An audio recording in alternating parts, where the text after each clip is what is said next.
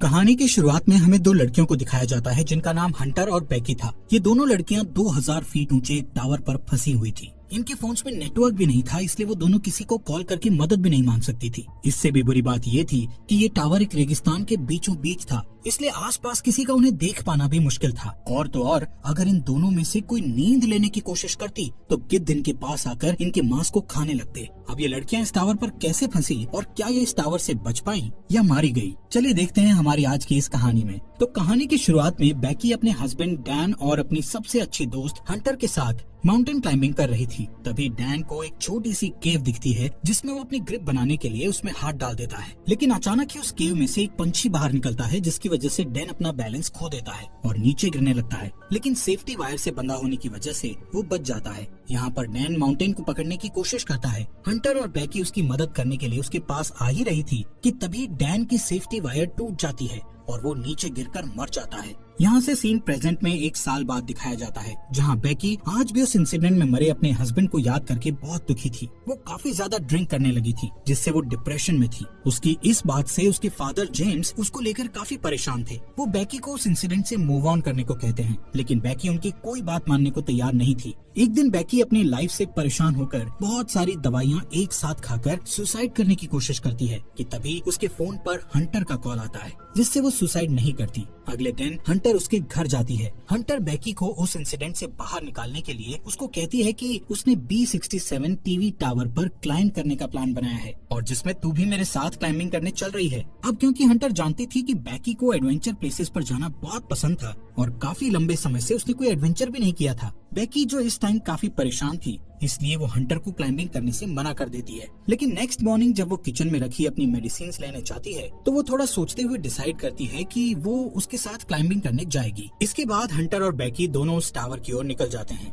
रास्ते में बेकी हंटर के फोन में उसकी कुछ पुरानी फोटोज देखने लगती है। जैसे ही वो स्क्रॉल करते हुए आगे और फोटोज देखती है तो हंटर की एक फोटो में वो नोटिस करती है कि हंटर के कंधे पर एक लड़के का हाथ था। बेकी हंटर से उस लड़के के बारे में पूछती है, लेकिन हंटर उसे कुछ भी बताने से मना कर देती है। तभी यहाँ बेकी के फोन पर उसके फादर का कॉल आता है, लेकिन वो कॉल पिक नहीं करती। काफी देर ड्राइव करने के बाद वो एक होटल में रात गुजारने के लिए रुकते हैं। डिनर करते वक्त बेकी को पता चलता है कि हंटर अब एक YouTube व्लॉगर है और YouTube रेवेन्यू से ही वो अपनी ट्रैवलिंग का खर्च उठाती है। इसी दौरान बेकी की नजर विंडो के बाहर उस टीवी टावर पर पड़ती है जहाँ पर वो दोनों जा रही थी। हंटर बेकी को बताती है कि ये टावर यूनाइटेड स्टेट का चौथा सबसे ऊंचा टावर है। नेक्स्ट मॉर्निंग बेकी और हंटर अपनी कार में बैठकर अपना सफर जारी रखती हैं। यहाँ पर हंटर ड्राइविंग करते करते ही अपने YouTube चैनल के लिए व्लॉग बनाने लगती है, जिसमें वो अपने व्यूअर्स को बताती है कि वो अपनी बेस्ट फ्रेंड के साथ उस टीवी टावर पर चढ़ने वाली है। इसके बाद फाइनली वो दोनों उस टीवी टावर के पास पहुंच जाती हैं, जहां उन्हें गेट पर एक डेंजर साइन के साथ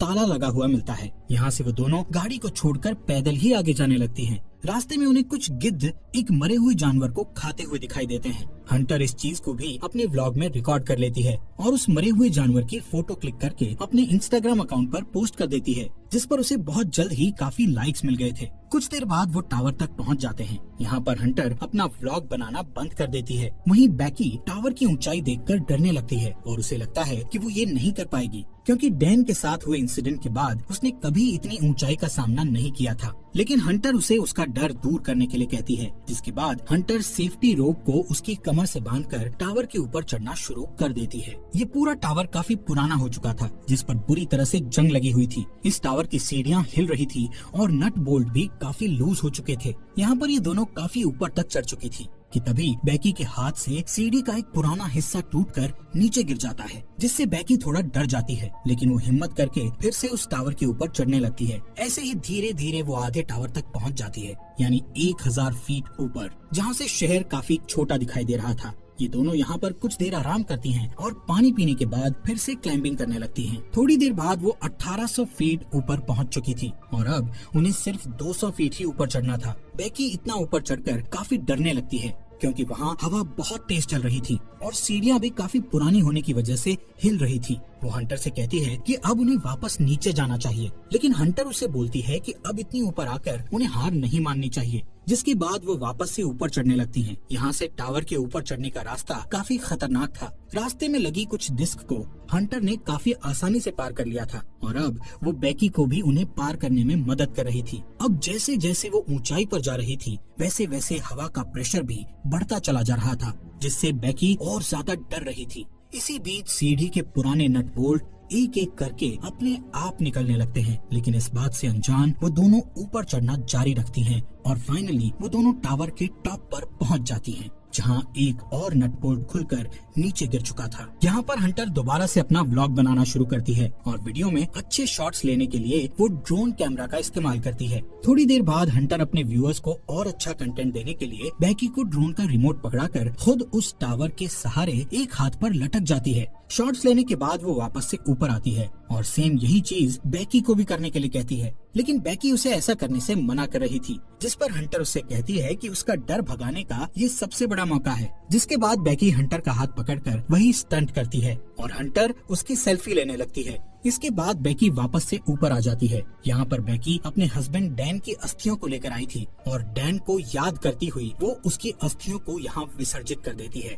इस मोमेंट पर बेकी और हंटर दोनों काफी इमोशनल हो गई थी। इसके बाद वो डिसाइड करते हैं कि अब उन्हें वापस जाना चाहिए, इसलिए वो अपने सेफ्टी वायर को खुद से कनेक्ट करती हैं और बेकी नीचे जाना शुरू कर देती है। लेकिन जैसे ही वो पहला कदम सीढ़ी पर रखती है तो सीढ़ी टूट जाती है और वो सीढ़ी के साथ साथ नीचे गिरने लगती है, लेकिन हंटर किसी तरह उसे पकड़कर वापस ऊपर खींच लेती है। यहाँ पर बेकी मौत के मुंह से बचकर आई थी, जिससे वो जोर जोर से डर के मारे रोने लगती है और अचानक दोनों हंसती हैं। नीचे देखने पर उन्हें पता चलता है कि अब उनकी नीचे उतरने के लिए कोई सीढ़ी ही नहीं है। वो दोनों अपने अपने फोन को चेक करती है, लेकिन उनके फोन में कोई नेटवर्क नहीं था और उनका बैग भी नीचे टावर डिस्क पर गिर चुका था, जिसमें उनके खाने पीने का सामान था।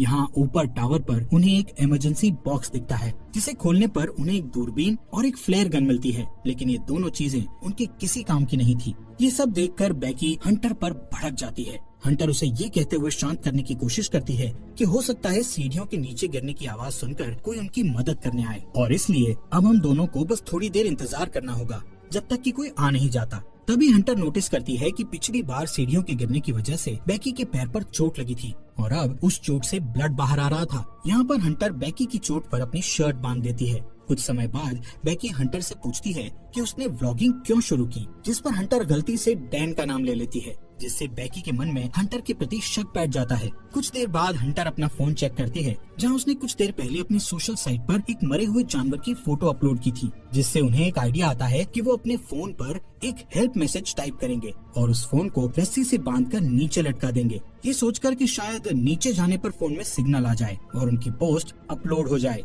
हालांकि उनकी ये कोशिश नाकामयाब हो जाती है। इसके बाद उन्हें लगता है कि जरूर जमीन पर तो नेटवर्क होगा ही, इसीलिए वो उस फोन को अपने जूते में डालकर उसके चारों ओर अपनी जुराबें फंसाकर जूते को नीचे गिरा देती हैं। यहाँ टावर पर अचानक बेकी का ध्यान हंटर के दूसरे पैर पर जाता है, जहाँ 143 का टैटू बना हुआ था, जिसे देखकर उसे याद आता है कि उसका हस्बैंड डैन हमेशा उसे आई लव यू कहने के लिए 143 कोड का इस्तेमाल करता था। लेकिन बेकी इस चीज को भी इग्नोर करके इस टावर से नीचे उतरने के लिए कोई और आइडिया सोचने लगती है। थोड़ी देर बाद उन दोनों को दूरबीन से नीचे जमीन पर टावर के पास से गुजर रहा एक आदमी और उसका डॉग दिखाई देते हैं, जिससे वो उस आदमी से मदद के लिए चिल्लाने लगती है, लेकिन इतनी ऊंचाई होने के कारण उनकी आवाज नीचे नहीं जाती। यहाँ नीचे हम देखते हैं कि हंटर ने जो फोन जूते में डालकर नीचे फेंका था वो पूरी तरह से टूट चुका था और अब उनका ये प्लान भी फेल हो चुका था। वो आदमी वहाँ से जाने लगता है। ये देखकर बेकी हेल्प के लिए चिल्लाते हुए अपने दोनों जूते उस आदमी पर नीचे फेंक देती है, ताकि उस आदमी का ध्यान ऊपर की ओर उन पर आ जाए। लेकिन वो आदमी ये नोटिस नहीं करता, क्योंकि वो किसी से कॉल पर बात कर रहा था। इसके बाद बेकी वो फ्लेयर गन चलाने लगती है, लेकिन हंटर उसे ये कहते हुए फ्लेयर गन चलाने से मना कर देती है कि अभी दिन का समय है, इसलिए किसी को भी फ्लेयर गन का पता नहीं चलेगा। इसी दौरान वो दो और आदमियों को वहाँ थोड़ी दूर नोटिस करती हैं, जो यहाँ पार्टी करने के लिए आए थे। उन्हें देखकर वो दोनों डिसाइड करती हैं कि थोड़ा अंधेरा होने पर वो इस फ्लेयर गन का इस्तेमाल करेंगी, ताकि वो लोग उन्हें नोटिस कर सकें। कुछ देर बाद रात हो जाती है और बेकी फ्लेयर गन का इस्तेमाल करती है, जिससे वो दो आदमी उन्हें देख लेते हैं। यहाँ पर बेकी और हंटर अपने हाथ हिलाते हुए और जोर जोर से चिल्लाकर उनसे मदद मांगने की कोशिश करती है। इसके बाद वो दोनों दूरबीन से देखते हुए नोटिस करती है कि वो दोनों आदमी हंटर की कार के पास जा रहे थे, जिसे देखकर दोनों खुश हो जाती है। लेकिन उनकी मदद करने के बजाय वो आदमी उनकी कार को चुराकर वहाँ से भाग जाते हैं। ये देखकर वो दोनों काफी दुखी हो गई थी और अब उन्हें जल्दी से कोई नया आइडिया भी समझ नहीं आ रहा था कि अब वो क्या करे। यहाँ पर बेकी हंटर से उसके पैर के टैटू के बारे में पूछ ही लेती है, जहाँ हंटर ये रिवील करती है कि उसका डैन के साथ 6 महीने तक अफेयर रहा था। इसके लिए वो उससे माफी मांगती है कि उसने उसके हस्बैंड के साथ हुकअप करके काफी बड़ी गलती करी। हंटर बताती है कि डैन उसे अच्छा लगता था और वो उससे प्यार भी करती थी, लेकिन डैन बेकी से ज्यादा प्यार करता था, इसलिए उसने जल्दी ही डैन से ब्रेकअप कर लिया था। बेकी ये सुनकर और भी ज्यादा डिसअपॉइंट हो जाती है कि उसकी बेस्ट फ्रेंड और उसका हस्बैंड दोनों ही उसे चीट कर रहे थे। अगली सुबह बेकी फोन चेक करती है, जहां उसे पता चलता है कि इस टावर पर चढ़े उन्हें 24 घंटे बीत चुके हैं। अब क्योंकि उन्हें काफी भूख और प्यास भी लग रही थी, इसलिए हंटर डिसाइड करती है कि वो नीचे डिस्क पे जाके अपने बैग को लेकर आएगी, जिसके लिए वो सेफ्टी रोप को टावर से बांधकर नीचे उतरने लगती है। लेकिन डिस्क से थोड़ी दूर पर वो रस्सी छोटी पड़ जाती है, जिससे हंटर उस बैग तक नहीं पहुंच पाती। अब उसके पास कोई और चारा नहीं था, इसलिए हंटर अपने साथ बड़ी रस्सी खोलकर उस पर लटक कर जंप लेते हुए डिस्क पर कूद जाती है। वो बैग को उठाकर उसमें से पानी की बोतल निकालकर पीने लगती है। इसके बाद वो अपनी सेल्फी स्टिक की मदद से बैग को रस्सी से लटका देती है और खुद भी कूदकर उस रस्सी को पकड़ लेती है। तभी बेकी उसे ऊपर खींचना शुरू करती है। यहाँ पर हंटर भी ऊपर चढ़ने लगती है और वो बस ऊपर पहुँचने ही वाली थी कि तभी उसके हाथ से रस्सी फिसल जाती है, जिससे वो तेजी से नीचे गिरने लगती है। ये देखकर बेकी की धड़कन एकदम से तेज हो गई थी, क्योंकि अपने हस्बैंड को खोने के बाद अब वो अपनी बेस्ट फ्रेंड को नहीं खोना चाहती थी। लेकिन जैसे ही बेकी डरी हुई नीचे देखती है तो हंटर उसे रस्सी पर लटकी हुई दिखती है। हालांकि हंटर के हाथों में काफी चोट लग गई थी, इसलिए बेकी अपनी पूरी ताकत लगाकर हंटर को टावर के ऊपर खींच लेती है। थोड़ी देर बाद बेकी एक हेल्प नोट लिखकर ड्रोन में फंसा देती है और ड्रोन के सहारे पास के होटल तक पहुंचने की कोशिश करती है। लेकिन ड्रोन में बैटरी कम होने की वजह से वो ज्यादा दूर नहीं जा सकता था, इसलिए वो उसे वापस अपनी ओर ले आती है। यहाँ अब फिर से वो दोनों टावर पर हेल्पलेस थी। रात में बेकी को एक भयानक सपना आता है, जिसमें वो देखती है हंटर की उस टावर पर ही मौत हो गई और गिद्ध हंटर के शरीर को खा रहे हैं। इससे वो डरी हुई उठती है और तब उसे पता चलता है कि ये बस एक बुरा सपना था। नेक्स्ट मॉर्निंग बेकी के दिमाग में एक आइडिया आता है कि वो टावर के ऊपर लगी लाइट से ड्रोन को चार्ज कर सकती है। इसके बाद वो टावर के पोल पर चढ़कर जैसे ही ड्रोन चार्जर को प्लग में लगाती है तो वो देखती है कि वो प्लग काफी लूज था, इसलिए बेकी को ऊपर लटके हुए ही उस चार्जर को पकड़े रखना पड़ता है जब तक कि ड्रोन की बैटरी फुल चार्ज नहीं हो जाती। काफी टाइम से उस पोल को पकड़े रहने की वजह से बेकी के हाथ धीरे धीरे करके सुन्न पड़ने लगे थे और इससे भी बुरी बात ये थी कि अब यहाँ पर काफी सारे गिद्ध आकर उस पर अटैक भी कर रहे थे, जिससे बेकी के हाथों से बैग नीचे गिर जाता है। थोड़ी देर बाद वो ड्रोन की बैटरी फुल चार्ज हो जाती है, जिससे बेकी नीचे आ जाती है। इसके बाद वो ड्रोन को होटल तक पहुँचाने की कोशिश करती है, लेकिन जब वो ड्रोन होटल तक पहुँचने ही वाला था तो उसकी टक्कर एक ट्रक से हो जाती है, जिससे वो बिल्कुल टूट गया था और उनको ड्रोन कैमरा से भी कुछ दिखाई नहीं दे रहा था।